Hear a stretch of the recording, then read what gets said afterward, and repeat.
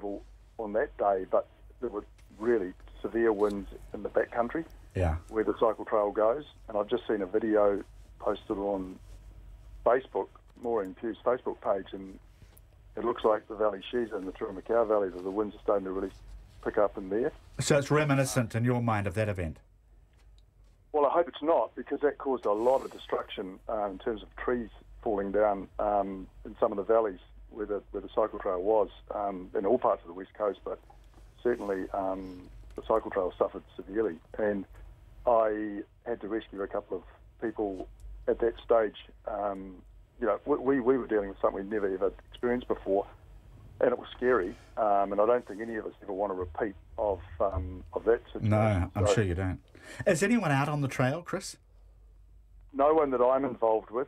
We've got one couple who we convinced to stay put, and we'll reassess things in the morning. And again, even saying to them, "Oh, the wind's died down, you can go," you have no idea of whether the trail has suffered major windfall, in which case they can't go forward, they have to come back. So really someone has to actually go out there and ride the trail at some stage when it's all settled down and figure out whether it's you know, rideable.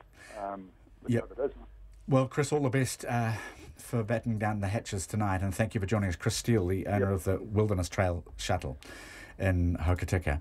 Ali Ventura, good afternoon again. So what have you got for us now? Well, we thought it was sort of heading down south, but there are still some issues further north. In the capital, State Highway 1 was down to one lane because it's near the intersection of Cobham Drive and Evans Bay Parade, and that's due to surface flooding. So that's all that water coming up, and we're just about to hit peak traffic time, so it's going to be pretty horrendous if you're going that way, but they are trying to get people out there to clear that. I've also just seen that in Taranaki, where they had those power outages, that's actually risen up to about 5,700 homes. It's a lot. Yeah, so they're getting field crews out, and they are sort of trying to restore the power as the outages are happening. So they're hoping to get through those, and they're also just sort of saying, because of that, you know, secure trampolines, outdoor furniture, anything that's really heavy outside and can just be whipped up by that wind, tie them down. Tie it down. Yeah, absolutely. And you know, we had someone, Tim from Nelson, he called in and, he emailed in and said that in his area, you know, at around 3 o'clock, within minutes, it went from windy and but very calm, wet and calm, to so windy, just huge gusts coming in, and he sounds like it's brewing. Eerily calm, someone's describing it as in Wellington, with a mill pond in Oriental Bay. Thank you, Ali Ventura. Just before we go, it'll be the quickest of mentions, but I think we just may cross to the Westport Kiwi Holiday Park and Motels, and Margaret Montgomery is there. I am indeed. Look, sorry to crimp you for time, but can you tell us what the weather is like and how you're placed right now? Okay, well, here at the holiday park, we're actually quite sheltered, so we're lucky. We've got some really tall trees around the camp. There's some really strong gusts out there. I mean, I think the constant speed, what we've managed so far is we're in about 60 k's, but the gusts are up over 110 at the moment of what we've seen on some of the weather reports and stuff. I see they've also just declared a state of emergency here. Yeah. But we're pretty good here in the holiday park. We've got a lot of people in here. Yeah, but everybody's kind of, hunkering down. Indeed, that was admirably done, Margaret. Thank you, Margaret Montgomery, David Slack, Leonie Freeman, and Ali Ventura. Thank you so much. Cheers, Jim. That's the panel, and Checkpoint's coming right up.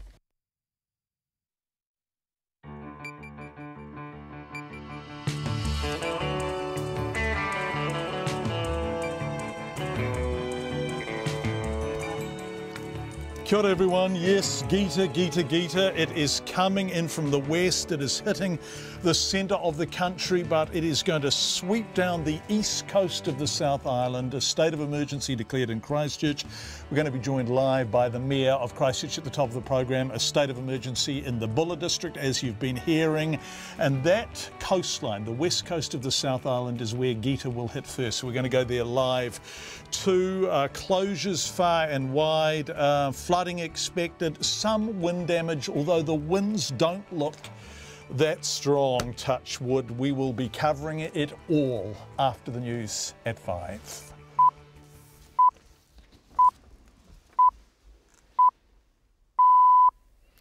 RNZ News at 5. Kia ora, good afternoon. Ko Katrina bat in Oho. Both Bulla and Christchurch have declared states of emergency as Cyclone Gita batters the centre of the country and seriously disrupted travel for thousands of airline passengers.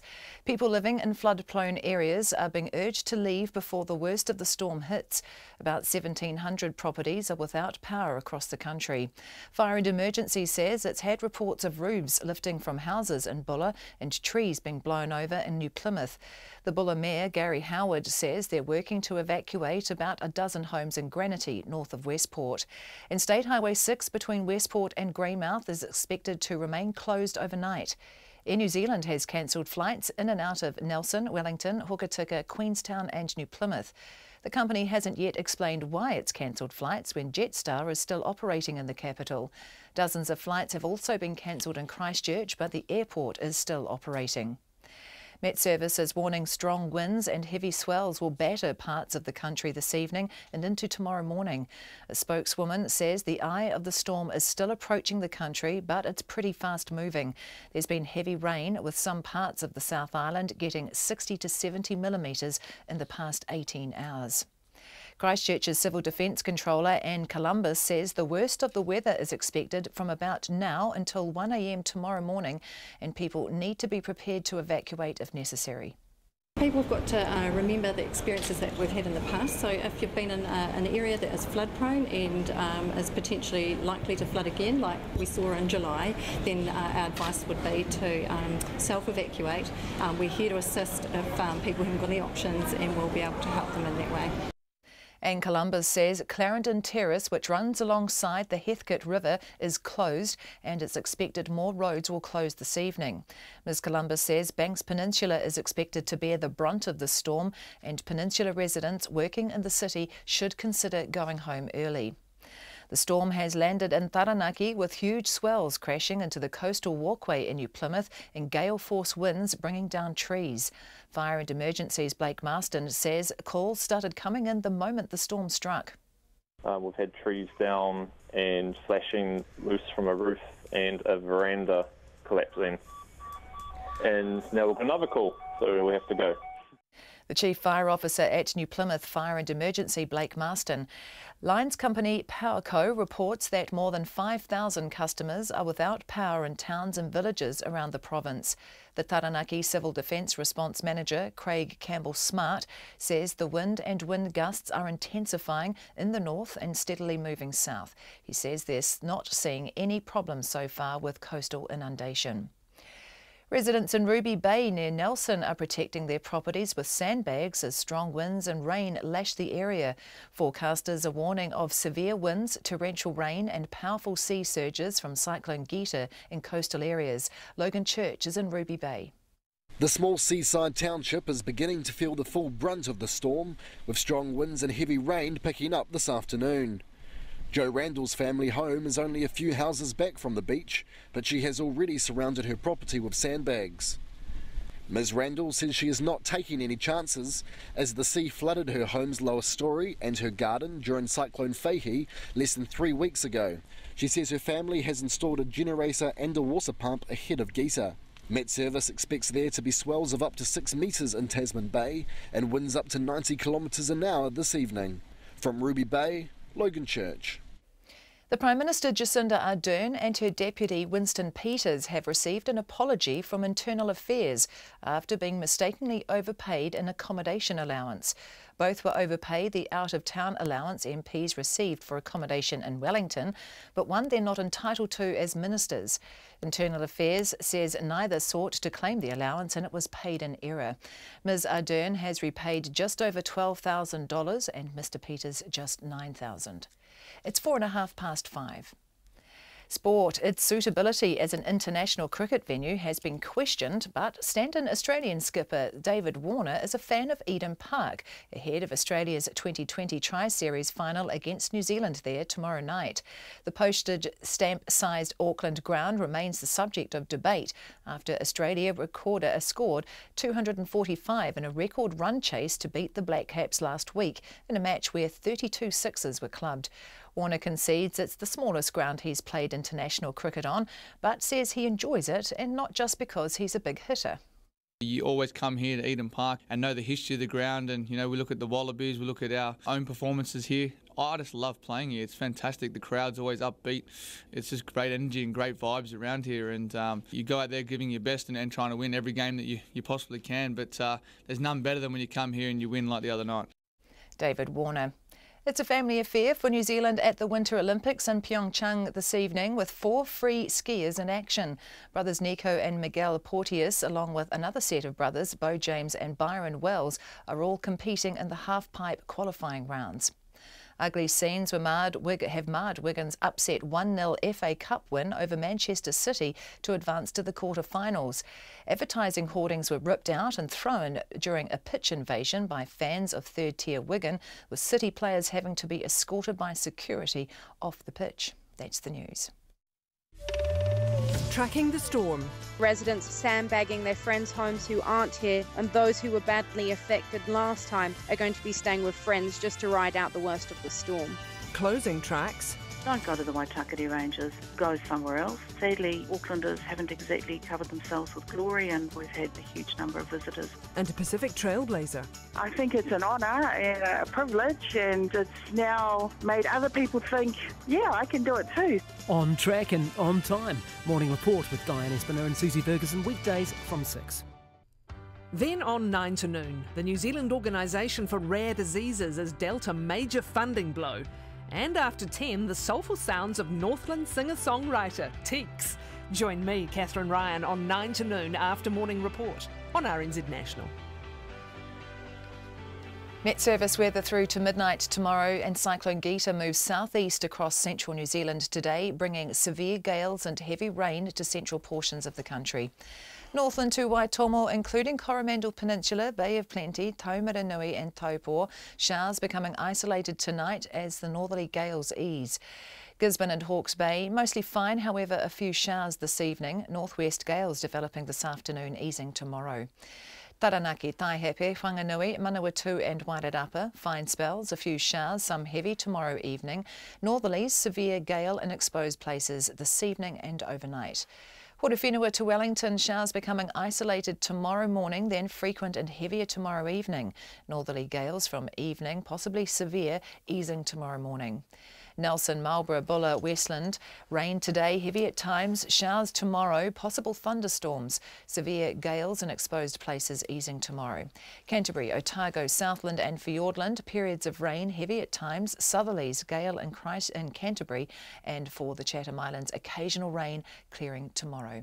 It's 8 minutes past 5 and you're listening to Checkpoint. Thank you very much indeed, Katrina Batten. Yes, as we begin tonight, what was Cyclone Gita is getting very close to the west coast of the country.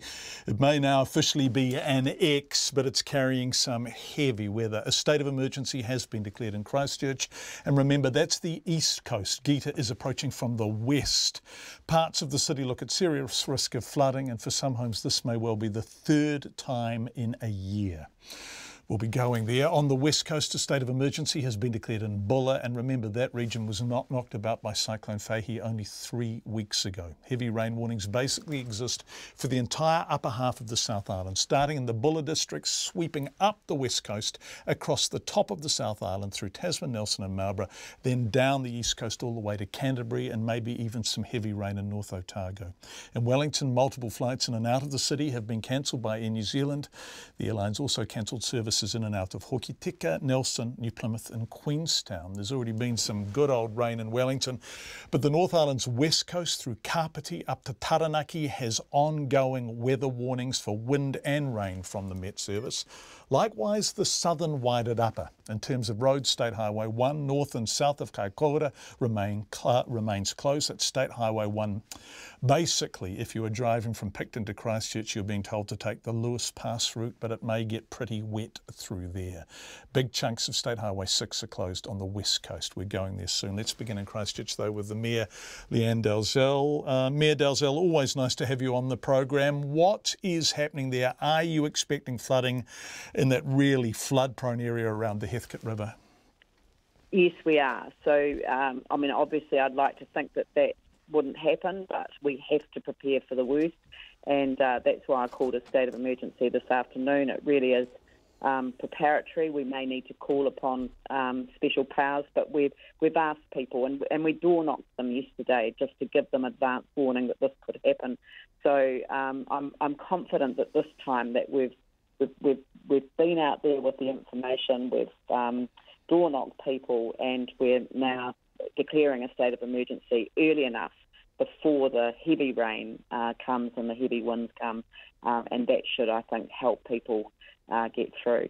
Yeah, the heavy rain is due at about 10 o'clock. It's really going to hose down then, isn't it? Well, I think it's from 5 o'clock they're expecting the rain to become very heavy. And I mean, it's raining quite heavily now, and I think it will just get worse from here. Right. And as the wind picks up, so the wind's already picked up, I'm told, on the Banks Peninsula, which is the other part of our area that I'm concerned about.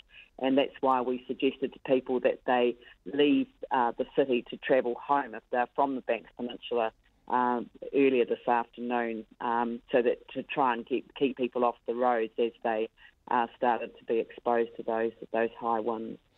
The Heathcote, as it winds its way inland, there's lots of low-lying properties on either side of it. And you and I have discussed this before. We've spoken to residents, and in fact, one of them's going to join us in the program shortly. But there are a number of properties there that were flooded badly last July. Some of them had flooding in Waihi about 3 weeks ago. These people simply can't stay there, can they? No, well, the council signed off on a policy before Christmas about enabling some buyouts of some properties. So, and that's a process that's been quietly going on behind the scenes.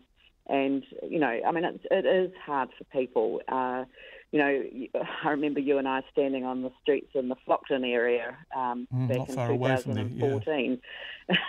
And, you know, so, I mean, the challenges the city faces because of the earthquakes having made our city far more flood prone than it was before the earthquakes, and it was already, it already had to confront risks in that regard. You know, it's just taking time to get through each particular area. So we're not concerned about the Flockton area because of all the work that's been done in that area, but we are concerned about the Heathcote, and we are working on it in a number of different ways. Leanne Dalzell, the Mayor of Christchurch, thank you so much for joining us live at the top of the program. We're going to talk to one of the residents in that Heathcote area, a magic spot until very recently, and now it is just a nightmare because it constantly gets flooded. That's in Christchurch City. Lynn Williams lives near Leithfield, which is about 40k north of Christchurch. Now, North Canterbury is famously dry this time of year, which is great for the wonderful grapes that grow in that region. But a short time ago, Lynn told me roughly 80 millimetres of rain had fallen there already. Well, it's a bit like being under a fire hose at the moment. How bizarre. And it's been raining really heavily all day. I mean, we've had 85 mils so far, and with another, I don't know, anywhere between 60 and 80 predicted. So for us, on the east coast of the South Island in the middle of summer, I mean, that's just exceptional. Yeah, North Canterbury is dry, and in February it is really dry, and you're going to get... Normally. Yeah, exactly, and you're going to get pounded. I mean, your forecast for later tonight is, I mean, it's just going to keep being heavy, isn't it? Yeah.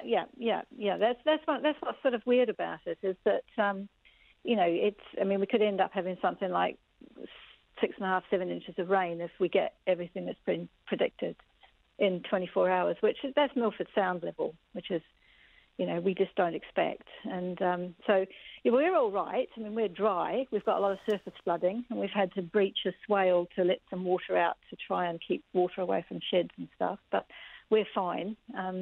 But I suspect people in Christchurch are going to be not sleeping well tonight. That was the stuff we were talking about with Leanne Dalzell just a short time ago. We will go to those people who won't be sleeping well, won't be sleeping at home anyway because they're evacuating a bit later in the program. But let's go across the Alps now to Westport, where a state of emergency was declared for the Buller district just before 4 o'clock this afternoon. Alan Kennedy is the Westport Fire Station Chief, and I spoke with him shortly before we came on here. At the moment, John, it's blowing about 80 knot winds, gusting. We haven't got much rain at the moment. The showers are just blowing through, but we've had, over the last 3 hours, we've had multiple calls to roof lifting and power wires pulled off poles and laying on the ground. And we've also caught a trailer running away on its own down the middle of the street. Just picked up with the gust of wind and started rolling along the road. But Right, and my understanding, looking at the forecast, is that the worst is yet to come. yes, it is. Yes, we have got reports from the Civil Defence that the worst is yet to come in about probably 2 or 3 hours' time. They reckon it'll get a lot worse. The only road closed is from Westport to Greymouth by Punakaiki. The sea's coming over the road there by all accounts. That was the fire chief in the Buller District. Let's go now to the mayor in the Buller District, Gary Howard, who was on the program last night predicting pretty much exactly what happened, what's happened so far today. Mayor Howard, nice to have you back with us. How is the weather now? It's just whistling past a howling wind, and certainly the next couple of hours is going to be really testing for all people. Thankfully, everybody's bunkered down. We're just really concerned about some properties at Granity at this stage. And you're concerned about the sea at Granity, are you, and what might happen there? Both the sea and the wind, and we called a state of emergency so that we can get these people into welfare and look after them. We wanted to do that in the hours of daylight. We don't want to wait another couple of hours and trying to deal with that sort of thing in the darkness. Yeah, so I mean, we raised this briefly last night, and now is not the time for this, but there are big discussions to be had, aren't there, about the long-term sustainability of some of those homes. In fact, entire communities like Granity are so imperilled by the sea now, aren't they? They're trapped between the sea and the state highway, and they're at severe risk. It's relocate or, what sort of mitigation can be put in place, what's affordable for them, and how nationally we deal with this. You're wonderfully tough, you buggers on the West Coast, and in some gloriously perverse coaster way, you actually pride yourselves on your ability to deal with the weather. But I note schools were closed, shops were closed in downtown Westport today, right? Everyone has just said, yeah, let's just go inside and keep away from this one. People really heeded the warnings, and we've been very pleased with what's happened. Closing schools was definitely the right thing. Retailers closed around midday, and traffic movement is absolutely minimal. So really pleased with also the services that we've got from around the country to support us, particularly from Canterbury and Timaru, and I feel for those people in Canterbury at the moment with what they're experiencing. We just is speaking in my ear there, Mayor Howard, and you have actually discussed this. I mean, you're talking about Granity about a minute and a half ago, but there are concerns now about being able to get people out. That actually there may be people who are sort of really you want to evacuate them, you want them to get out, but they may not be able to. Is that the case? It's not a case of not being able or them to get out. It's actually sort of leaving their treasured homes and actually making that call for the safety of themselves. Some people do want to hold into and hunker in longer. Yeah. We actually want to bring them to where that we know that. I think we just lost Mayor Gary Howard there. There have been, did we just lose him? I think, it's not my earpiece failing, right? No. So there have been power cuts, which the fire chief was telling us about too, some power down on the West Coast. Buller District, of course, is the top of the West Coast in terms of habitation. Then we get to Farewell Spit and we go round the corner into Tasman, Nelson, Marlborough. We'll go there later in the program. Where is Gita now? Lisa Murray is a MetService meteorologist who we are delighted to have with us back on the program. Hi, Lisa. What a day you must be having. It's lovely to talk to you again. Where is Gita now? Because for an ex-cyclone that hasn't even arrived yet, it's playing merry havoc. I know, and it hasn't even crossed the country. So we have, it's currently just off the coast of the northern Nelson region. We actually hand-drawn analysis in here. Can you imagine the amount of isobars on that? It was, it's a work of art. So that is, it's certainly lots of winds coming in. We can see that Taranaki is starting to blow there, and we're seeing a gust. Howard saw a gust of 115 kilometres per hour, and then Westport gusts of 118 kilometres per hour there. And the low, as it goes by, it will be enhanced. So we can expect to see much stronger gusts than that.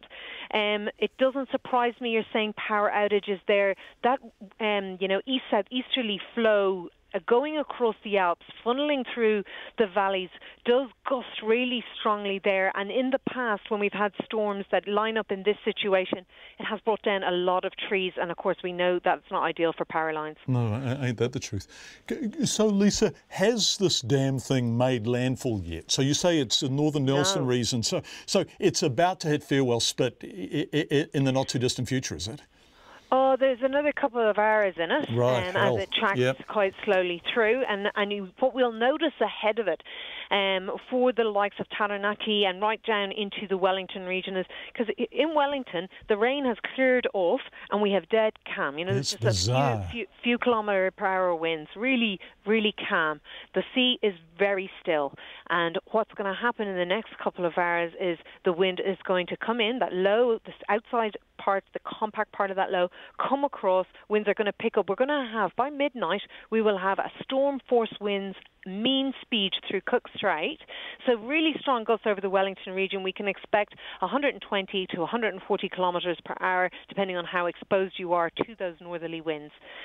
So it is coming on, you know, for some people, especially here in Wellington, a lot of people are saying, oh, is that it? Is it over? The winds are still to come. Yeah. And of course, the swells with that as well. Swells coming in to the Kapiti coast, to that northern Taranaki coast, to the Buller, to sort of Nelson. It'll all depend on the wind direction, but also the west coast as well.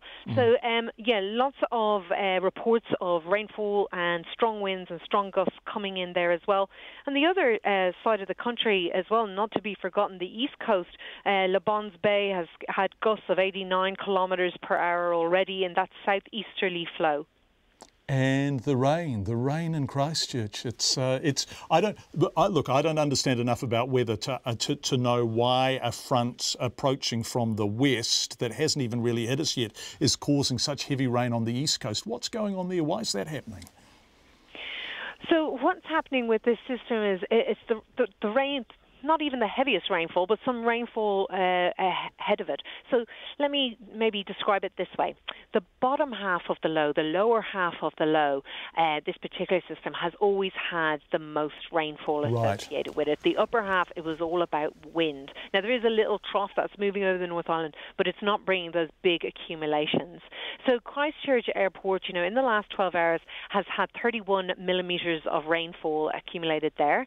So that's pretty decent, you know, for this time of year to get that in that short period of time. And then on top of that, we know that more rain is forecast to come, particularly, you know, around that, you know, everyone heading home from work time. As we're talking here, we can see there's rain bands, and they will move over that region. We can expect the rain to intensify as the low moves over. And I think that's what, you know, local authorities and civil defence are concerned about. It's like they're already seeing impacts in some areas, and they're concerned that the forecast, this is only the start of the forecasting period, and that will continue. Lisa Murray, every time you come on the radio, it's a tour de force of weather expertise. We're so grateful. Thank you, Lisa. Lovely to talk to you, and keep up the good work. Lisa is a MetService meteorologist, one of many MetService meteorologists who serve us so brilliantly on Checkpoint and indeed throughout the country. Let's now go to our back to the West Coast, where our reporter Charlie Drever, I think, is at Carter's Beach, which is not far from Westport, which, as Mayor Gary Howard was telling us, is taking a bit of a pounding. Now, we lost Mayor Howard because, well, I don't know why he just disappeared without trace. Charlie, are you there, and can you hear me? And perhaps more importantly, can we hear you? Hi, John. Yes, I'm still here for the time being. I'm here on Carter's Beach at the moment, and I don't know if you can hear that, but the wind is really starting to pick up here. And rain on the beach, we literally just saw some corrugated iron fly past us. There's logs still strewn across here from Cyclone Gita. And on top of that, the waves are coming in. We've seen the ocean come in a lot closer. Civil Defence has come and visited us to make sure we're all right. And for a resident that we took just after I finished getting our car, turning around and getting the hell out of here, because it is really, really wild here at the moment. Yeah, I can hear how wild it is. Charlie, this is a perverse thing to say because we want you to describe the front as it approaches from the ocean, but can you turn your back and most particularly the mouth of your phone away from the wind? Because basically they're magnificent sound effects, but the wind is drowning you out. That's great. Thank you. Sorry to sound like your old dad here. But, Charlie, what's the road like there? Because the sea is eating the coast, and a lot of that road around there is really coastal. Is the road endangered? Yes, so State Highway 6 at the moment is closed from Westport through to just north of Greymouth due to flooding and high winds. That's going to be closed until at least tomorrow. Yeah. We have had some flooding as well further up north in Granity. We were there earlier this morning. We really feel for them there at the fire service. We were there at that preparation meeting, and they're expecting further flooding, potential sewage. And I heard you mention before about power lines being out. The power was going out when we were there, so you can only imagine what it would be like there at the moment in terms of just dealing with those emergencies and evacuating those houses in Granity as well. Thank you so much, Charlie. Fantastic stuff from the scene. We really appreciate it. Are you with Bex? Are you with the camerawoman Bex? Yeah, she's doing an amazing job. She's been going out in all the weather, being battered by the wind and the rains, and providing you with some great footage out here on the West Coast. Well, you take care, you two, OK? And don't tempt fate on those roads. It's lovely to talk to you, Charlie Drever, who's at Carter's Beach, not far from Westport. That coast is taking a hiding, and what is really unfair is that it took a hiding in Faihi and they haven't fully recovered. And there's a lot of remediation work, but there are big conversations to be had about some of those communities which really are now increasingly exposed to the sea surges, the storm surges, basically the predations of the Tasman. Residents in Ruby Bay, so we've gone up and around near Nelson, have surrounded their properties with sandbags as strong winds and rain lashed the area. Now, you will all remember that Nelson too took a pounding from Faihi. Forecasters are warning of severe winds, torrential rain and sea surges from ex-Cyclone Gita. Doesn't feel much like an X at the moment, does it? In coastal areas. As we speak, wind and rain is picking up in the northern part of the South Island. Logan Church, another one of our fine young reporters, is in Ruby Bay. Are you there, Logan? Oh, yes, John. No, it certainly doesn't feel like a former cyclone here at the moment. I'm standing on the edge of Tasman Bay, and things are really kicking off, and not at all in a good way. High tide passed this afternoon, and that was a bit of a sigh of relief because there was no serious flooding as far as the residents here could tell. But now the scary thing is that the wind is picking up, and when the wind picks up, that often brings down trees, debris starts flying around, and things can get real dangerous really quickly. Logan, I'm really interested in what the sea's doing there. To what extent are sea surges going to be a problem, and to what extent is the coastline, if you can see it where you are, in danger of being eaten basically by the front and the sea as the front raises the sea, big swells? Absolutely. Well, at the moment, it doesn't appear from where I'm standing, and I'm standing in Ruby Bay at the edge of Campbell Bay, that this area is at any risk at this time of any properties being flooded or the sea coming onto the roads as far as I can see. However, homeowners and property owners around here are preparing for the worst. I've been out today with residents and families who have been putting sandbags around their driveways, around their properties, because of course only almost 3 weeks ago now, all of these houses where I'm standing now, it was all underwater, good foot underwater due to Cyclone Faihi. So these homeowners are not taking any risk. In fact, I heard that they had a bit of a day last night in the nice weather, filling the sandbags, a bit of a community event. Well, those are certainly being put together right now when the rain and winds is picking up down here on Ruby Bay. Thank you so much, Logan Church, our reporter live from Ruby Bay. Really appreciate it. You can hear the wind gusting into their phone. Bridget, our producer's just been calling Farewell Spit. Well, the communities, there's obviously no one on Farewell Spit unless they're mad, but the community's near to it, and we'll try and update you as Gita actually makes landfall. Bear in mind, all of this weather is, as the MetService is telling us, ahead of Gita. So the actual ex-cyclone, as opposed to the front in front of it, is still not here yet. It's coming up to 5:30. You are with Checkpoint on our...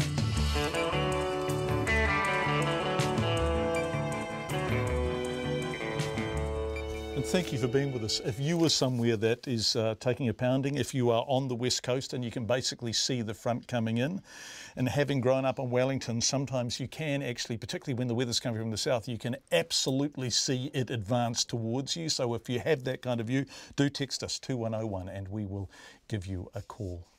Coming up on the program, the rest of the day's news, the entire forested area of Auckland's Waitekere Ranges will soon be closed to the public to fight the spread of Dieback. Stephen Joyce throws his hat in the ring. It's a fairly crowded ring now for the National Party leadership, but who's in line for deputy? And 6 cans of fish to feed 60 people a week after Cyclone Gita. Residents on a Tongan island struggle for food. We would love to hear from you. Do text us 2101, email checkpoint@radionz.co.nz. We are, of course, on Twitter and Facebook. After the headlines, Nona is here with the latest in business news, weather-free, I suspect, Nona, but before it all, here's Katrina with the headlines. Not weather-free. States of emergency have been declared in Christchurch and Bulla as Cyclone Gita bears down on central and southern parts of the country. Winds are picking up on Banks Peninsula, and the Christchurch Mayor, Leanne Dalzell, is urging residents to head home early before the heaviest rainfall hits. Defence Force personnel have been deployed to areas expected to be hardest hit. Christchurch City is preparing for flooding and road closures, and Leanne Dalzell says Clarence Terrace in Opawa is currently closed between Opawa Road and Marshall Street, and more roads will close this evening. She says a welfare centre is being set up at Pioneer Stadium for people who leave their homes. Fire and Emergency have had reports of roofs lifting from houses in Bulla and trees being blown over in New Plymouth. The Bulla Mayor, Gary Howard, says they're working to evacuate about a dozen homes in Granity, north of Westport.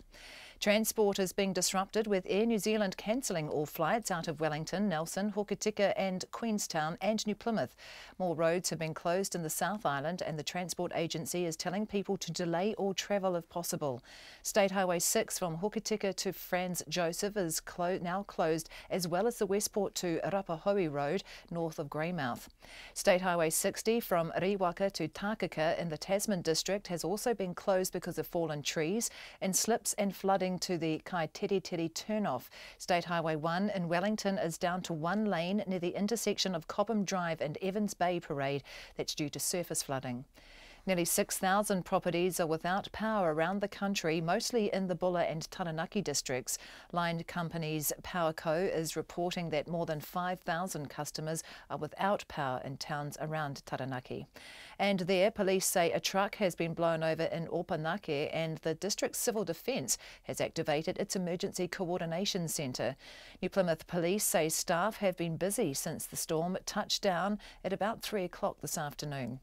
And civil defence personnel have been deployed to the areas around the country expected to be hardest hit by Cyclone Gita. Those are the headlines. I'm back at 6. Thank you very much indeed.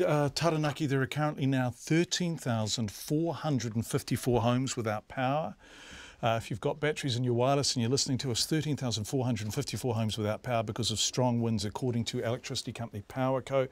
Powerco expects the earliest it will be able to get people reconnected is around 8 to 10 p.m. tonight, which would seem like pretty good work. That's Taranaki.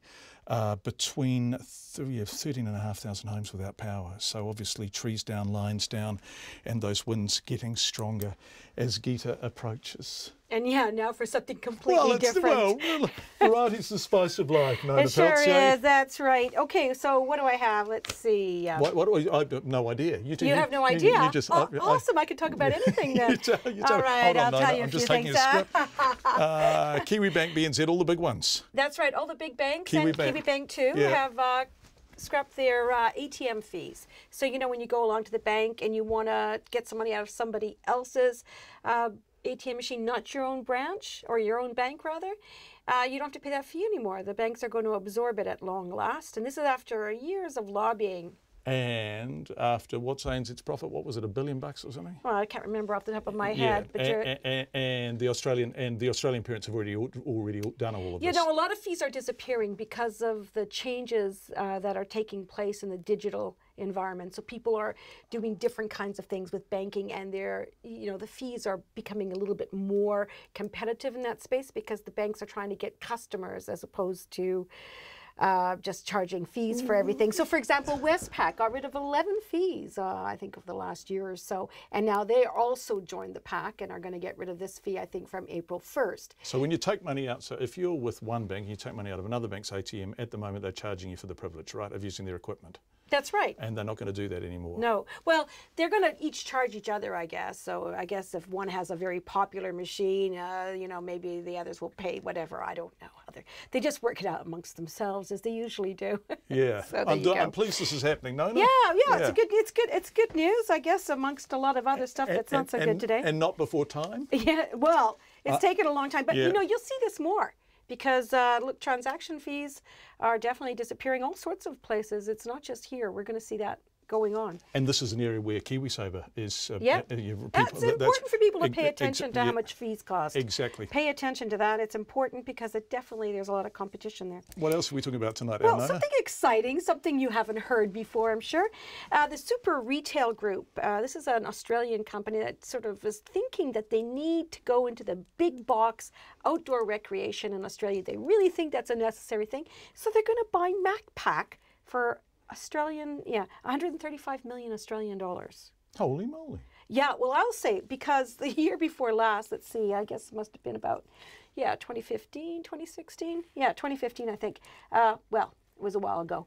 MacPac was sold to Champ Ventures, which is an equity investor, for 70 million Australian dollars. So just after a couple of years, these guys, Super Retail Group, have come along and snapping it up for 135 million. Quite a tidy profit. And in those days, 70 million bought 90%. So apparently the chief executive, Alex Brandon, still was hanging on to some of those shares. So he'll be a happy man today. Wow. And and the Australian company Super Retail Group, which I've never heard of, they have got a number of brands. I looked into them. I didn't really know much about them. But they have a company, one of the companies they own is called Raise, and they're going to incorporate that into the MacPac stores. There's 54 MacPac stores in New Zealand, Australia. They think that has the potential to be the biggest outdoor retailer in Australia and New Zealand. How much did I pay for it?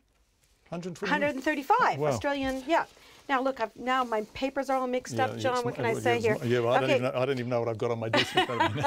What do the markets do today? Okay, so our market, our top 50 index ended down 17 points. That's 0.2% to 8,098. The New Zealand dollar is a little bit weaker, 73.6 US cents, 92.9 Australian, and 52.6 pence. Nona Peltier, thank you very much indeed. Nona, with business, we are changing the subject from weather, and we are heading, I don't know, as the crow flies, not terribly far west of this studio. The entire forested area of Auckland's Waitekere Ranges will soon be closed to the public as the council ramps up its fight against the spread of Dieback disease. The decision follows months of criticism after the council narrowly voted in December not to close the regional park to respect the rāhui imposed by local iwi. Today's change of heart comes with promises of tougher enforcement as well as action in the Hunua Ranges, which haven't yet been infected with the disease. All of this breaking this afternoon. Our reporter Sarah Robson has more. Officials gave councillors at today's meeting a stark message. The measures they have taken so far to prevent the spread of Dieback disease in the Waitekere Ranges aren't working. They said in their report visitors to the ranges aren't using the cleaning stations for their shoes, they are ignoring track closures, and they aren't heeding calls from the local iwi to stay away. Councillors have unanimously agreed that tougher action is needed, and the forested area of the Waitekere Ranges Regional Park will be closed to the public by May. The chair of the Environment and Community Committee, Penny Hulse, says the council tried a less confrontational approach, but Aucklanders aren't willing to stay away from the area. I think there's a lot of people understanding the issues at an intellectual level, but not really believing that just their set of boots is going to make a difference. The Mayor, Phil Goff, admits that the council's message hasn't been clear enough and tougher action is needed. It's got to be, this area is a prohibited area and you must not go into those areas because you are risking the spread of a disease that will wipe out probably the most iconic tree that we have in our region and our country. The council is looking at stricter enforcement, including targeted patrols, alongside the closure. It's also waiting for the government to impose a controlled area notice, which would make it mandatory for people to clean their shoes when they enter and leave the park. Penny Hulse says while penalties are an important deterrent, they don't want to spend all their time and money focusing on that. We don't want to spend all our time, energy and money being the forest police. We'd like to educate our community and win the hearts and minds of our community so they choose to do the right thing in the first instance. Te Kawerau Amaki Executive Manager Edward Ashby says mana whenua have been fighting the Kodi Dieback issue for a decade, and today's council decision is a milestone. He says it will make a huge difference, but 100% compliance will be difficult. There is always going to be some people that will go into the forest, just like there's always some people that break speed limits in cars and break all sorts of other rules. Doesn't mean you don't try. And Mr Ashby pointed the finger at central government for being silent for too long on the issue. They need to engage with us as their treaty partners, the first thing, but they need to take the issue seriously, and they need to have a really good, long, hard look in the mirror in terms of their national program and what that has achieved, and quite frankly, its failings. I've met with the people on that program once or twice in 5 years. Some areas of the Waitekere Ranges will be exempt from the council's closure, including beaches and pasture land. Walking tracks that are deemed safe will be opened. The council will also close high-risk tracks in the Henua Ranges by May to prevent Kodi there being infected with Dieback disease. Mō te hōtaka o te ahi, ko Sarah Robson, aho. We're having a break from the weather, but we just want to update you on some power outages. Takaka, of course, Golden Bay there over the hill, power out there. We understand we're just trying to ascertain how many homes have lost it. That may in fact continue all around the coast towards Collingwood. We're just checking on that, but if you're listening in Takaka or if you're driving home, you're listening in the car, power outages and 13,500 homes without power in Taranaki. Too. The race to become leader of the National Party has become even more crowded, with a fifth candidate, Stephen Joyce, throwing his hat in the ring. And a big question mark now sits over the deputy spot, with confirmation MPs will vote next week on whether Paula Bennett should keep the job as deputy. Here's our political reporter, Craig McCulloch. 1 week in and the field is still growing. 1 week to go. Stephen Joyce, the latest to take a tilt, the party's finance man and campaign strategist, with 9 years as a cabinet minister under his belt. My brand is somebody who is a strong advocate for New Zealand. I get things done. The List MP joins Judith Collins, Simon Bridges, Amy Adams and Mark Mitchell in vying for the national leadership. Obviously, I welcome my competitors into the contest. It gives my colleagues another option. There's a lot of people in our caucus that are willing to step up. The more the merrier. But the more the murkier too, and greater the need for each contender to underline their specific brand. The youngest candidate, Mr Bridges, age 41, doubling down on his pitch of generational change. More than, say, Amy or Stephen, this is about change. It is about ensuring we are freshening up, we are bringing in new talent whilst keeping experience, and we are revisiting our policies. The key English era is over. But Rodney MP Mark Mitchell's not on board with all the talk of generations. I don't buy into this old guard, new guard stuff. I've always just believed in people's own abilities and experience. So, Mr Joyce may face another obstacle, a fiscal hole of his own making, all $11.7 billion of it. His assessment of Labour's budget ahead of the election was widely discredited by economists, but he's standing by it. Grant Robertson went out before the election, was indignant that he was called on it, and now he's living it. And actually that's going to be one of their significant problems over the next 2 years. But while the government may balk at that, it's not a point his leadership opponents are going to zero in on. Well, I would back Stephen Joyce's credibility on numbers over Grant Robertson's any day of the week. Definitely be a fiscal hole will start to emerge, and it might take a bit longer. Stephen did a good thing in the campaign. He got us back on the economy. It was a ballsy call. MPs won't only consider the top job next week. They confirmed today they'll also vote on number 2. Paula Bennett wants to stay in the role, but has asked that there be a vote on the position, saying it's important the team has a strong mandate. It is a very close relationship that you have with the leader. I think I've got something to offer, obviously, but I think it's quite common sense that people want to see who the leader is and then make those sorts of decisions. It's not clear whether any other MPs will come forward publicly to contest that deputy spot. Till now, most of the leadership candidates have declined to weigh in on their preferred partner, but Ms Collins has made clear she's considering options. There are names being thrown around my head. Can you tell us what they are? No. The national vote and the announcement of the leadership team will take place next Tuesday. Atu iti whare parimata mo te hōtaka o te ahiahi ko Craig McCulloch.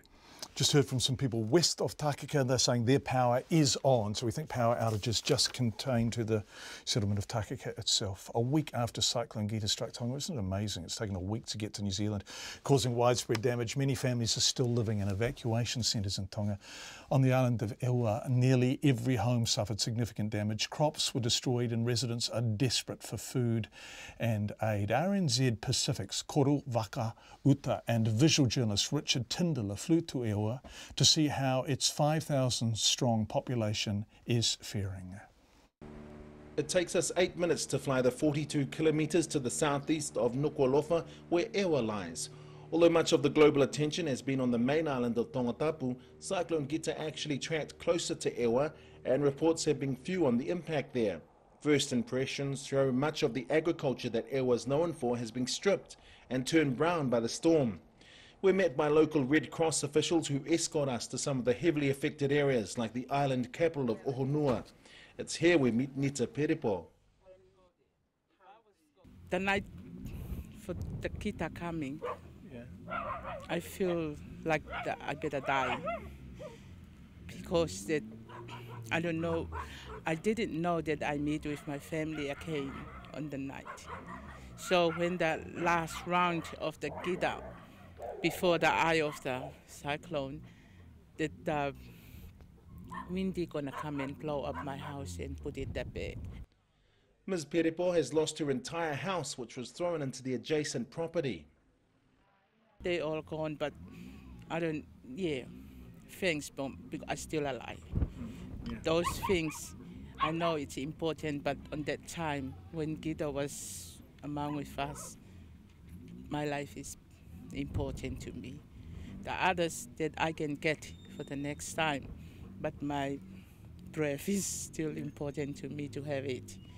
Ms. Peripo has 3 children who she says are doing fine, but disaster officials often talk of the need for young children to return to school to regain a sense of normalcy. For those here, there's still uncertainty about when that can happen, as Ewa High head tutor Sione Saili explains. The hall has been, the roof has been taken off from, and I think that's the main impact was happening to the school. Not only that, some of the classroom has been, louvers has been broken down, and we are waiting for the mystery what is happening to this when we start. There's also uncertainty surrounding the island's only prison. Half of the prison has been destroyed by Cyclone Gita, the 14 inmates having to be moved into one wing during the storm as roofs were torn off 8 cells, the prison hall and the warden's living quarters. Prison guard Victor Tukia was on duty the night of the storm. We only use 8 rooms on this side. We can use it. And only 1 room on the side, or the collection officer we use on this side. The prison's water supply is also broken, and staff and inmates are relying on transported supplies and rainwater to get by. As night approaches, prison authorities have still had no contact with disaster officials apart from the Red Cross. As the sun sets over Ewa, a week after Cyclone Gita, dozens of families return to evacuation centres all over the island, like this one at Angaha. It's not an easy life in the centre with no power, and this evening a stew's being made from 6 cans of fish to feed up to 60 people. Ana Esi Tuipoloto is here with 8 other members of her family. We don't have much food now. We just need food because we have lots of people here. We have lots of family. We stay here, and we need help. Despite the dire circumstances, Ms. Tuipoloto still has hope for the future. My dream for the future, we pray for the help to come, and we want our families in the overseas to help us, to bring the stuff for the house so we can go back and stay there. This much is clear on Ewa. Despite the difficulties of the past week, the people still retain their good humour. For Checkpoint, I'm Koro Vakauta. Lovely story, Koro, and beautifully shot by Richard Tinder. That was Gita in Tonga last week, still having effects there. Let's go to our reporter Maya Burry live in Christchurch, because we began the program talking about the Heathcote River and the possibility it was going to flood again into homes along the river in the kind of Woolston or Pawa area. Maya, where are you? Are you on the riverbank somewhere there? Yeah, I'm right by the Heathcote River, John. I'm standing right by Clarendon Terrace, which is by the river and has been closed since this afternoon due to the flooding. And yeah, the river is very high. You can see it's starting to spill onto parts of the road here, and this was what the City Council was expecting, and this is why the state of emergency has been declared essentially, so people have time to prepare to self-evacuate if required. They are expecting things to get worse tonight. The worst of the storm is expected to hit between 5 o'clock this evening and 1 o'clock in the morning, and the rain's really starting to come down heavy now, so it sounds like it is setting in. Okay, so the homes that were flooded, the poor buggers, some of them, 3 weeks ago, and many of them, I think, 30 seriously and 27, some foundation flooding last July. They're just going to cop it again, are they, Maya? Yeah, that looks like it's going to be the case. The Mayor Leanne Daldezal did say that no one has been forced, there's no forced evacuations yet, but a lot of people who've been through this before and know how horrible it is have chosen to self-evacuate, and a welfare centre's been set up at Pioneer Stadium for anyone who doesn't have a place to go while they wait this out, but a lot of people are also staying with, friends and family. They've been through this before, and so, yeah, they're just preparing for the worst, essentially. And another area of concern is the Banks Peninsula, where we're expecting really strong wind and rain, and those residents in that area were, advised to go home early from work today, and just, it's quite a rural area, so, move stock from low-lying areas if required, that kind of thing. Maya Burry live from the Heathcote River, which is rising and rising again. Thanks, Maya. And for those people who live there, who was it? The famous American baseball coach who said it's deja vu all over again. Well, that's exactly what's going on. One of them is Bruce Kane. Now, we spoke to Bruce Kane not long before we came on air, as the flooding was predicted rather than happening yet. But Bruce has had a lot of flooding over the last wee while. Oh, Christ. We've had it through the house, like actually inside the house, 2 inches of water inside the house 2 or 3 times, I think. A number of times, numerous times, up to the bearers under the house, which means everything in the garden. And the worst part of the problem is, John, because it's all bloody contaminated water too. Yes, in fact, the medical officer of health down there, Dr. Alistair Humphrey, tells you to get the hell out of there, right, every time it floods. Exactly. We've got signs on the riverbank there telling it's yeah. But anyway, that's. So are you getting ready to go again? Because you've got 28 mils forecast for 10 o'clock tonight. Yeah, we are. My partner and I, we've decided. She's just been busy on the Al Capone, giving the insurance company a bit of a rack up. We need to get somewhere, get out of here. We're both, I'm in my early 70s, and she's just crowding 70, and neither of us, unfortunately, neither of us in the best of health at this stage of the game, and I just can't put up with it all the time, We spoke to you in July of last year, and you were flooded then, right? So this is happening. That's right. Yeah. So this is happening again within 12 months. Oh, we were flooded 3 weeks ago. And so what's the council saying to you? Because clearly this is now an entirely problematic flood zone. Oh yeah, it is, and they've come to us and said that we're in a flood zone. We're in a place where it can't be remediated straight away. So they've offered to buy us out. They sent round a person to value the house, which was so far out it wasn't even funny. When I spoke to the guy who was assigned to us from the council by the name of Luke Reese Thomas. His words to me was, well, it's an entirely voluntary thing. You don't have to accept our offer. I said, thanks very much. You've devalued a house by about $100,000 and you tell me it's voluntary.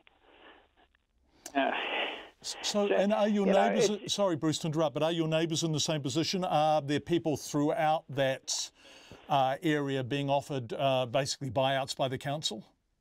Oh yeah, I think overall, I think there's 35 houses, not all in Clarendon Terrace, but in this on the Heathcote, in the lower Heathcote. We're in a situation where the place, the houses, they can't stop the flooding. Put it that way, It's in layman's terms, they can't stop the flooding. Bruce Kane talking to us earlier, Leanne Dalzell at the top of the program saying, yeah, we are absolutely prepared to buy those people out and we will do so at a fair price. The family and friends of some of the 4 victims of a crash caused by 2 cars racing near Hamilton say they don't want the driver convicted of their manslaughter to go to prison as long as he's learnt his lesson. In the High Court in Hamilton today, a jury convicted 20-year-old Dylan Cossey on 4 counts of manslaughter, 1 charge of racing and 1 of failing to stop. His passenger Stephen Jones, who's 20, faced the same charges but was found not guilty of manslaughter and of racing but guilty of failing to stop and also of perverting the course of justice by editing a video taken in the car. Our Waikato reporter Andrew McRae has been at court. 4 people died in the 2016 crash. The driver, 28-year-old Lance Robinson, Hannah Strickett-Craze, 24, Paul De Silva, 20, and 19-year-old Jason Ross. Narissa Ryan was Paul De Silva's girlfriend and the mother of his 3-year-old child. She and a friend, Crystal Brownlee, spoke outside the court after the verdicts. He was an absolute awesome guy. He was a lovely giant. Amazing. He made us all smile. And he was my big brother. I knew him for 5 years, and he just took me on like his little sister took me and my little brother on, and he was just the most kindest person I'd ever met in my life. Yep, they all were. The whole 4 of them. Yeah. They were just amazing. Yeah. I was absolutely in love with him, and he got taken away from me. Too soon. Tanya Bokert is Hannah Strickett-Craze's aunt. Nothing changes for us. Hannah's still gone. There seems to be a little bit of, okay, we now know what happened in the last half hour of her life. What we do have is a little boy who's still growing up without his mum. Tanya Bokert says she doubts her niece really knew what she had let herself in for on the night of the crash. She made a mistake, she hopped in a car, half hour later, she died. She had no choice, really, because we pretty much think that she didn't know what was going on in terms of alcohol and drugs, but we don't actually know. But we know her, and she wouldn't have hopped in that car if she knew. Grace Kennedy is Paul De Silva's aunt. She feels angry. It took so long for them to come forward, I would never, want anybody to be left in that position, what they did to them. You'd pull over. That's what any person would do. Narissa Ryan and Crystal Brownlee described Dylan Cossey as being smug throughout the trial, and they hope the sentence he receives will wipe the smile off his face. But they're 2 young boys that made a mistake, and we're the ones that have to live with it because we lost 4 people, Yeah. They get to see them every day. Live their lives every day, and we have to go to grave sites and visit our friends. Yeah. They both say a sentence of home detention would be fine as long as the men understand what they did wrong.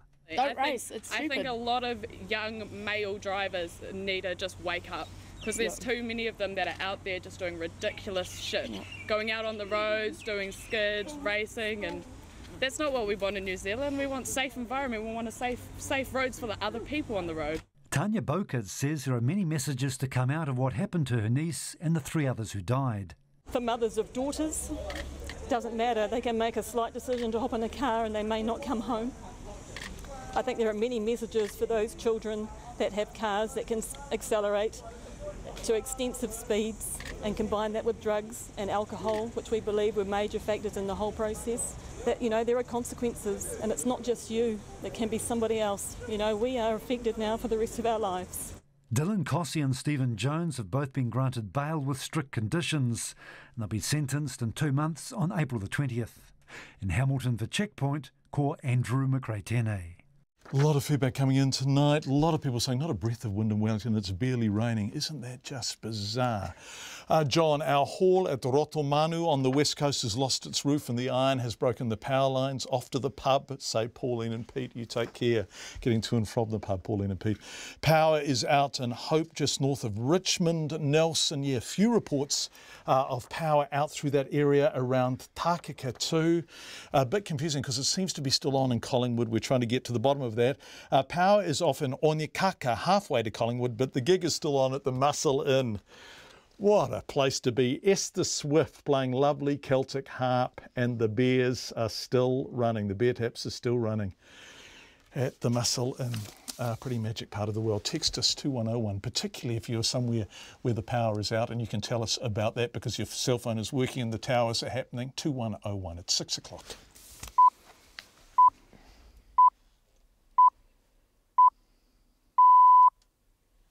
RNZ News at 6. Kia ora, good afternoon. Ko Katrina bat in Oho.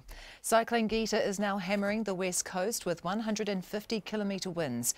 The Bulla District Mayor says he's worried about houses in Granity as howling winds and strong swells hit the town.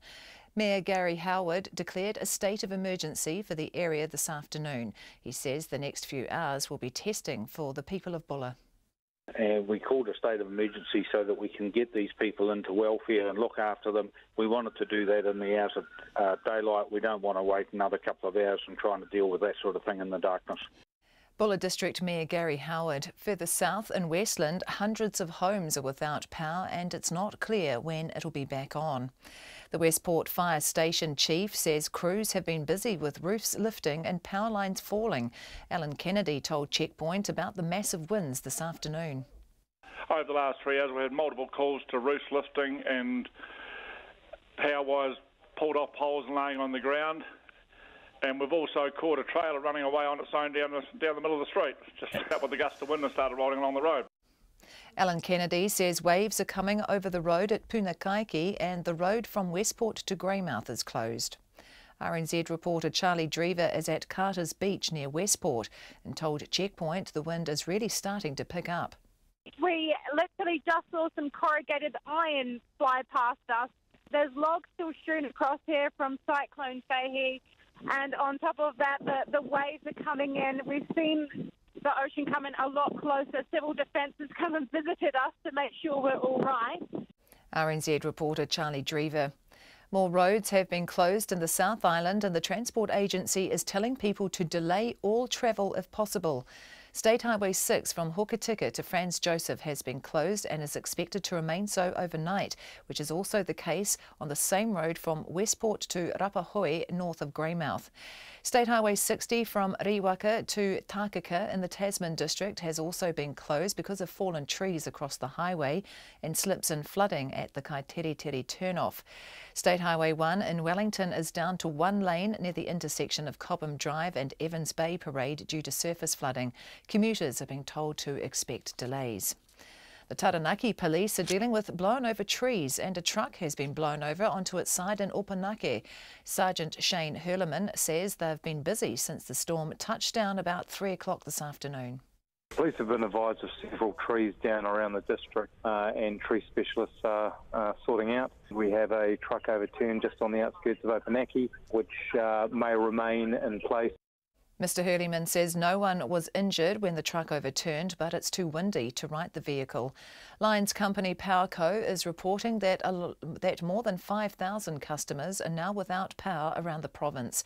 Taranaki Civil Defence has activated its Emergency Coordination Centre. A North Canterbury woman says it's been raining heavily all day. Lynn Williams lives near Leithfield, 40 kilometres north of Christchurch, and says the amount of rain is unusual. It's a bit like being under a fire hose at the moment, and it's been raining really heavily all day. I mean, we've had 85 mils so far, and with another, I don't know, anywhere between 60 and 80 predicted. So for us, on the east coast of the South Island in the middle of summer, I mean, that's just exceptional. Lynn Williams. MPs say a call to require foreign drivers to sit a full licence test before driving is unfeasible. Judy Richards, whose son Reese Middleton was killed by a tourist driver a year ago, submitted the petition that was signed by nearly 8,000 people.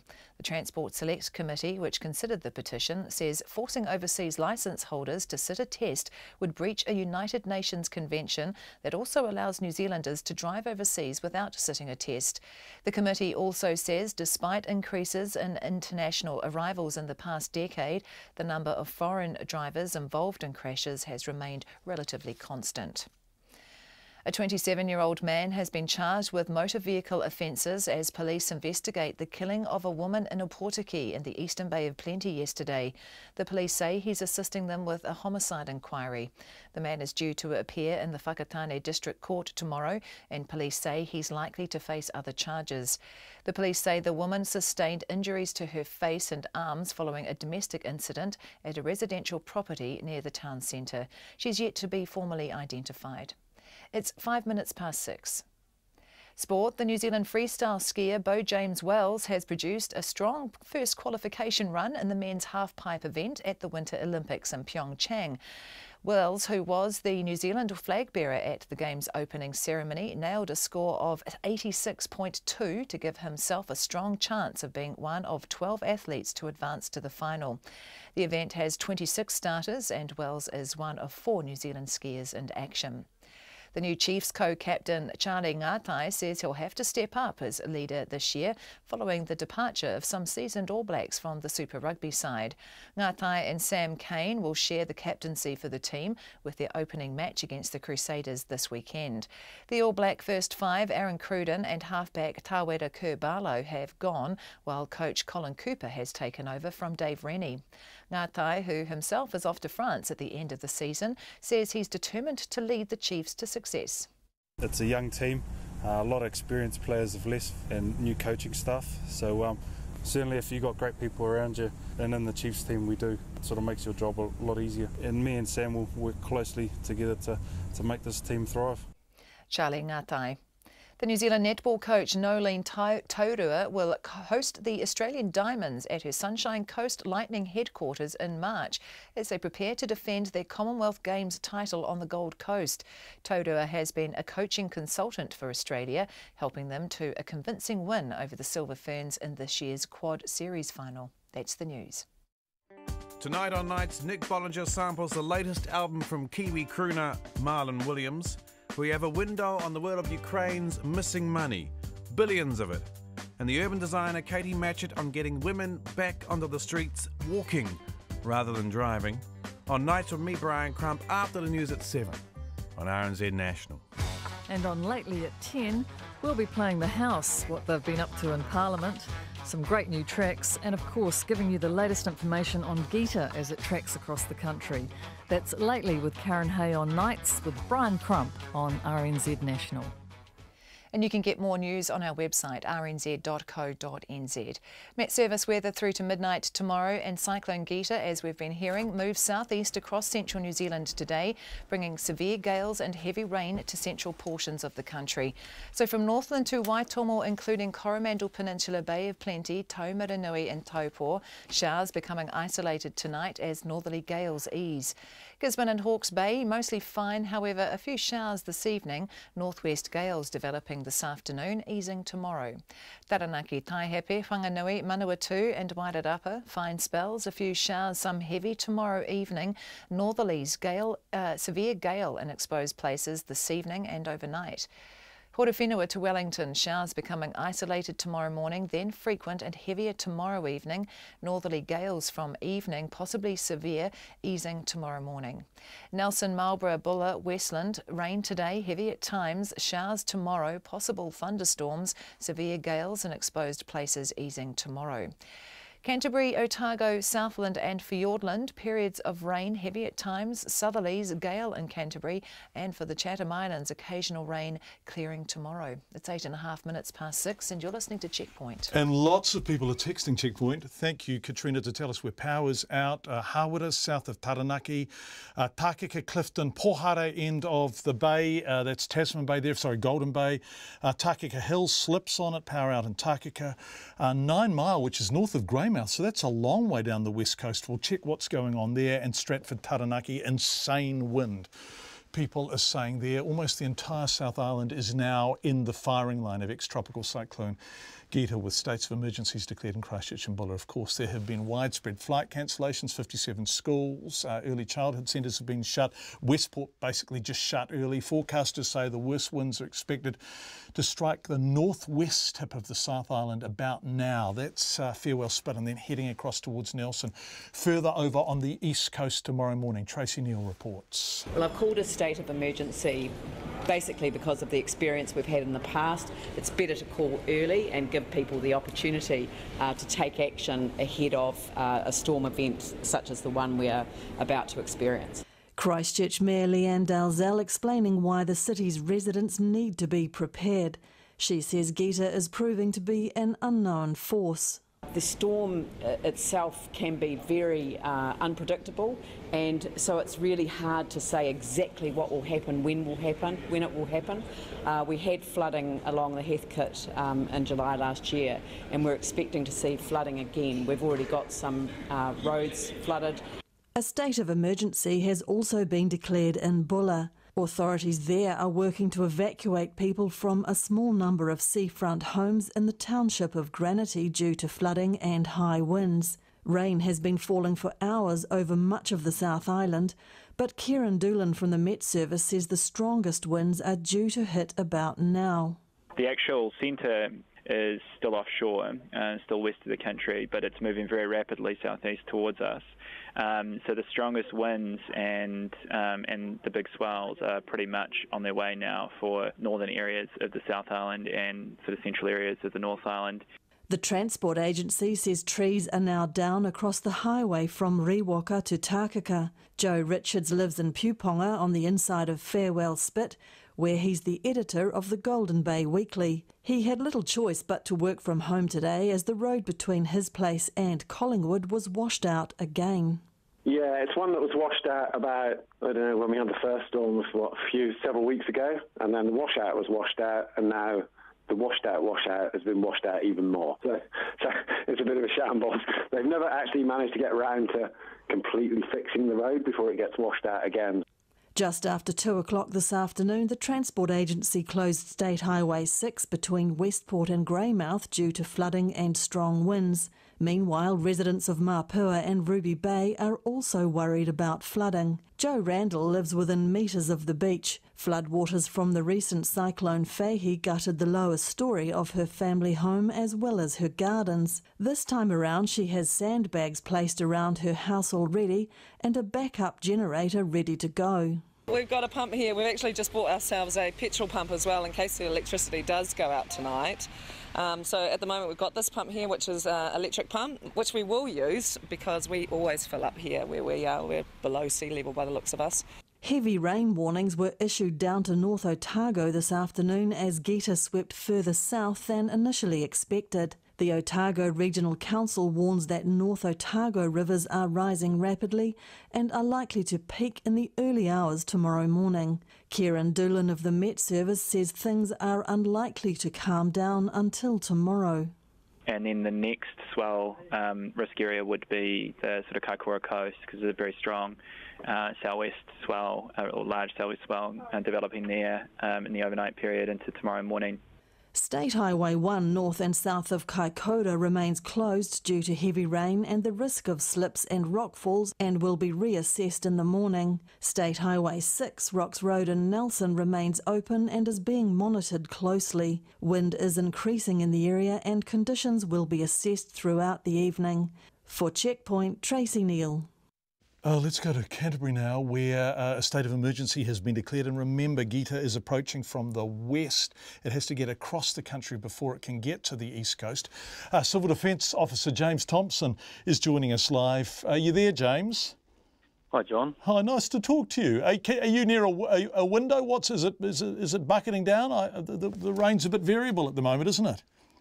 Yeah, I'm in the new Emergency Coordination Centre in our new Justice Precinct building. And it's absolutely pouring at the moment. Oh, God, OK. So what are you expecting tonight? So MetService have kind of indicated to us that between sort of now and 10, 11 o'clock tonight, we could expect some very heavy falls in sort of Kaikoura, Hiranui, Waimak and the Christchurch areas, possibly the Selwyn District Council as well. Those heaviest falls are expected about 8 p.m. And so we're sort of be active looking at whether we'll get slips, rapidly rising streams and rivers, flooding, just, those normal sorts of things that come with sudden heavy downpours of rain.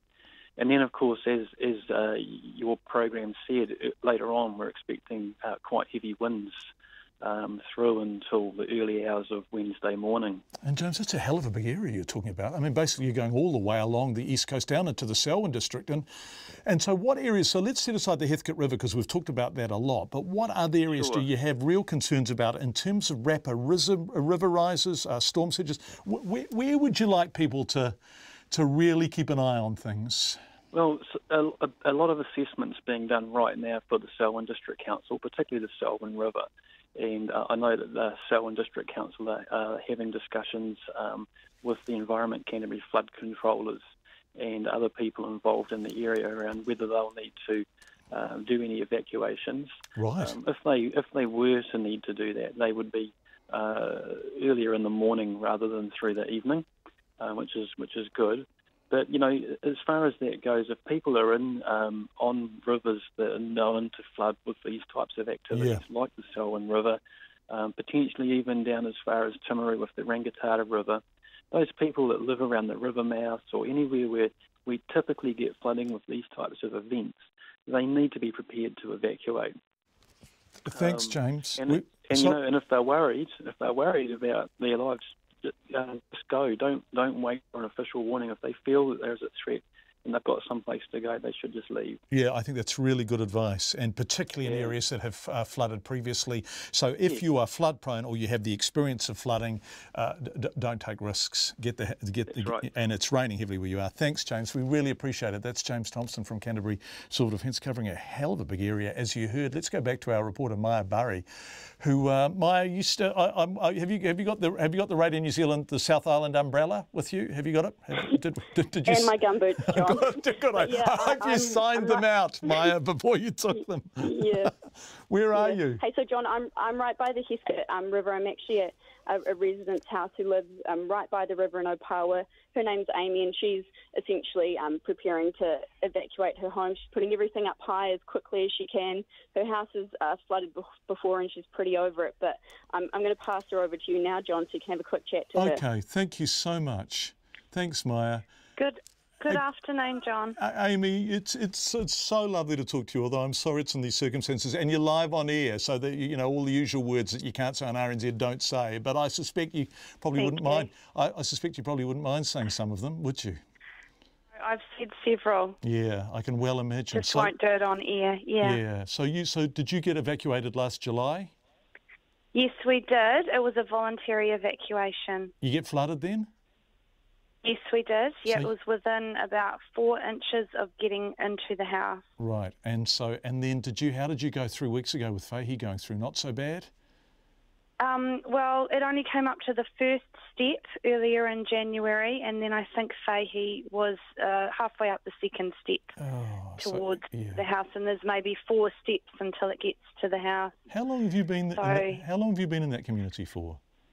I've been in this particular house just over a year, but around the corner on higher ground for 7 years previous to that, and I am probably not going to stay in this house for very much longer. No, and it's such a bummer because it was there was something wonderful about that river until it started regularly flooding, right? Well, it's always flooded. I've been in the area almost my whole life, and the Heathcote River's always flooded. It's just that the frequency is increased dramatically, and obviously the ocean level is higher, and also the ground is lower from earthquakes. So there's been just issues going on with it. It needs dredging, you name it, it's happening. Yeah. So what are you doing tonight? I am going to be keeping a close eye on the river. From 9 o'clock we get high tide, which is when the river starts reversing the flow, and so I expect it to be flooding anywhere from 9 o'clock. You've got a couple of hours of the tide coming in. and then it usually starts going out again. But if there's a lot of rainwater coming out with it, then it usually brings it up to the house, and just praying that it doesn't come in. I'm really sorry that you find yourself in that position again, Amy, and you take care of yourself, and it's really lovely to talk to you. Thank you for joining us. Thank you, John. Thank you. Amy, who was waiting for another flood potentially to hit her property, joining us live. Let's go, in Christchurch, let's go over the hills, the Alps, to Tony Cockshawn. Tony, are you there? Yeah, how are you, John? Yeah, good. We haven't spoken for ages. It's lovely to talk to you, the Mayor of Greymouth. How are you going? I hear that, is there a state of emergency being declared there? What's going on, Tony? What's happened is the event itself that has emerged since lunchtime today hasn't packed the punch that we were expecting at this point. We were expecting 150k winds. Yeah, you were. But they aren't that high yet. Yeah. And the rainfall itself, we're not getting anywhere near the 200 millimetres either. But what has happened in the meantime, we have had a road closed between Westport and Greymouth, the coast road that is. And while it was closed, there's a huge amount of campers up there with camper vans and that type of thing that are unaware of what's going on. One of them has attempted to come out, and there's been a major accident at 9 Mile where it's been tipped up by the wind. We're ambulancing those people to the hospital. So we've assessed the situation, and with only 3 hours of daylight left today, the only way we can move them is by declaring. That way the Defence Force and the police will sweep right through to Westport and make sure all camper vans are stationary for the rest of the night. Remind me where 9 Mile is. That's not far over. So over the bridge over the river. It's not far north of you there, is it? Yeah, if you leave Greymouth 7 miles past Greymouth to go up to Westport on the coast road where the Pancake Rocks are and all that, that's the coast road. Okay, and so, but basically they didn't have a clue what they were dealing with. One imagines they just weren't. Well, I mean, if they were coasters, they wouldn't have been in camper vans, right? So they just didn't have a bloody clue what was going on. So they've tried to go somewhere they shouldn't have gone. Yeah, that's it. And what's happening too, remember in the last cyclone we had a few weeks ago, we had a huge amount down South Westland Way that were trapped. Yeah, that's right. That's right. Well, luckily there's a new app out, and we've actually ascertained now that many of those down south are on the app. We know there's 2,000 campers on the app, and Civil Defence is actually making contact with them, which is excellent. Of course, that's good, isn't it? Nothing worse than being stranded. So, Tony, power out around 9 Mile, and so that's north of Greymouth, but not in Greymouth. Greymouth itself is fine. And what you've done, and this is good thinking, quick thinking on the coast, is that you're declaring a state of emergency simply so you can get in and get those people who are exposed now to the elements of Gita as it approaches you, get them out as fast as possible. Yeah, we just don't want another camper van being tipped over. That's the last thing we want. I mean, it's very dangerous in those situations. So we are making sure that all camper vans will be stationary for the rest of the night. Tony Cockshawn, the Mayor of Greymouth, joining us live with that breaking news. Talking of breaking news, let's go north to the west coast of the North Island, Taranaki, where our excellent regional reporter Robin Martin is coming in live. Robin, power cuts there. The last I heard from Powerco, about 13,500 homes without power. Is that right? Well, look, the last update I saw said something like just under 7,000, and that's been climbing through the day. I've actually just pulled over in Motoroa, and it was reported that power is out in this whole neighbourhood. Although I can see that the gas station has still got some lights showing. Look, the wind kicked into here around about 3 o'clock, just as MetService had predicted. And I've been in regular contact with police and fire services around the place. We've had trees down, reports of a tree on a car in Stratford, a van or truck, small truck, I think, turned on its side in Opanaki. And, the fire chief down in Hawera, Mike Fairweather, said they're getting hammered. And describe the wind to us, Robin. You're a local. What's it like?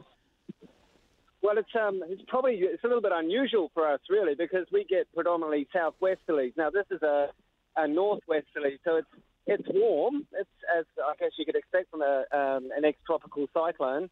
And look, I'm a little bit sheltered, as you can probably tell. I'm behind the shops here. I'm looking at a big lovely home up on the hillside here, and there's cabbage trees and Tonga just whipping backwards and forwards in the wind. And there's a few bits and pieces on the poor guy's roof as well. Oh, yeah. Robin Martin, thank you so much for joining us. Robin is RNZ's man in Taranaki. Breaking news, Wellington's Terrace Tunnel is closed in both directions due to a crash. This is not weather-related as far as we understand. People in Wellington keep saying it's bizarrely calm there. Someone just contacting us from up the Paikakariki coast, Kapiti coast, of course, saying it's just really weirdly calm, but the Terrace Tunnel is closed if you're trying to get out of the city. The entire forested area of Auckland's Waitekere Ranges will be closed to the public by May after officials said measures taken so far to halt the spread of Kodi Dieback aren't working. There will be some exceptions such as beach areas, pasture land and some tracks that are deemed to be safe. The Auckland Council has come under fire for not taking tougher measures earlier to combat the disease. Our reporter John Boynton and cameraman Nick Monroe headed out to the Waitekere Ranges this afternoon to talk to people about what's being done. What does it mean for you to protect these Kodi trees? They're a national institution. They're incredibly important, especially to the Māori. And it would be terrible to lose them. We've got to protect the Kāori and we're going to do everything we can to do that, so it's good that Council are finally stepping up and let's hope it has some impact. I think it's pretty good. I think they need to have some rules set in place in order to keep New Zealand as it is. I mean, it's a stunning country. We want to make sure that it's kept that way. I suppose they probably need a bit more maybe advertising with regard to it, or a bit more publicity in relation to it, because you don't know until you actually get here to what some of the rules and regulations are. And a lot of tourists that come here won't know until they actually get here. I don't know, I think I'm a bit ill-educated on what's the impact of what's going on and is it helping. So I think I'd need to get involved a bit more to really give a great opinion. In the short run we want to go for bushwalks, but we can't because we have to save the bush, but then in the long run we'll have bush and people all doing the same thing. People should probably observe what's been put in place. There may be a number of measures that we could use to protect the Kāori, and so I think that a complete ban on the Waitekeres for recreational purposes is not the right thing. In terms of keeping people off the tracks in the forest, we need to be doing that. We need to take action to protect Kodi in our community. In New Zealand, we're in a dire strait with our Kodi forest and we've got to do something about it. As a community, I think a lot of us are coming forward to respect that rahui. This is a really important process, a really important raising of the profile of this issue, and Auckland Council is addressing it or responding, so I'm really pleased to see that, but we need more. There was John Boynton talking to West Auckland locals about the Council's decision today. The Auckland Council has also agreed to close high-risk tracks in the Hunua Ranges, an area that's not yet been affected with disease. Hearing from people in Stratford, the power is out there, including our friend Bridget on Twitter. Murder accused Saini Morong has given a gruelling account of the moment he strangled a Christchurch sex worker. He's given evidence in his own defence at the High Court in Christchurch, where he's on trial for the murder of 22-year-old Renee Duckmanton in 2016. Conan Young was there. While he doesn't deny killing Miss Duckmanton, Mr Morong denies responsibility for the murder charge, claiming he was mentally imbalanced. Today, giving evidence, he talked about his diabetes and how this led to toxins entering his brain and his declining mental health. This caused him to become fixated with sex workers in Christchurch's red light district on Manchester Street, which he would visit up to 10 times a day. He also blamed what he called his psychosis for his frequent visiting of websites featuring necrophilia. Asked why he conducted internet searches for how to abduct a person, where to obtain chloroform so as to make a person unconscious, and how to kill somebody with your bare hands, he again blamed his mental state and his heightened state of agitation. Internet browsing history to me by then was just like a visual reality, just like getting weapons, playing games with it. Often talking about himself in the third person, Mr Morong said his mental health was particularly bad the night he picked up Renee Duckmanton for sex. After paying her $300 to take her to a house and have sex with her, he said she insisted they pull over to the side of the road and have sex in the car instead. He said after doing this, he demanded they proceed to the house as originally planned, but she objected and began screaming, asking to be taken back to Manchester Street. At this point, he strangled her, Not, he said, to kill her, but to shut her up. I have no motive to cause any harm. I just did that so to shut her because it was just aggressively agitating. The trained butcher said it wasn't until the following morning, after he'd been driving around with Miss Duckmanton in his back seat, that he realised she was dead. Her mouth and eyes were open. It reminds me of the animals that normally get slaughtered at my workplace. So that's how I understand that she was not alive. Holding back tears, Mr Morong detailed the moment it came to him that he would have to burn Miss Duckmanton's body. There was a lighter beside her. So because I was able to remember that, it comes in my mind head that I will have to set her on fire. That's what comes in my head. I couldn't resist myself from doing it. It wasn't until he visited a friend's house for dinner 7 days later that it finally sunk in what he'd done. That's when I shed tears. That was this Saturday. That's when I did comprehend I took a human life. Under cross-examination, Crown lawyer Pip Curry said his actions were premeditated and that he was in control. She said this continued after the killing when he cleaned his car to remove DNA evidence and carried out internet searches on whether setting a body on fire removed DNA evidence. The trial continues. In Ototahi for Checkpoint, ko Konanyang tēnei.